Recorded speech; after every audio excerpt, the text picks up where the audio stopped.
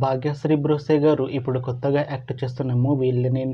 అయితే భాగ్యశ్రీ బ్రోసే గారు ఈ లెనిన్ మూవీకి ముందు లాస్ట్ యాక్ట్ చేసిన మూవీ కింగ్డమ్.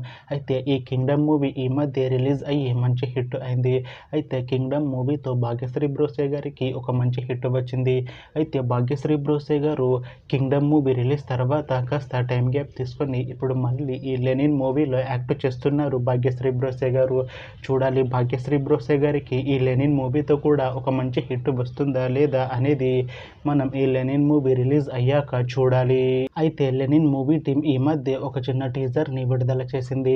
అయితే దానికి మంచి రెస్పాన్స్ వచ్చింది.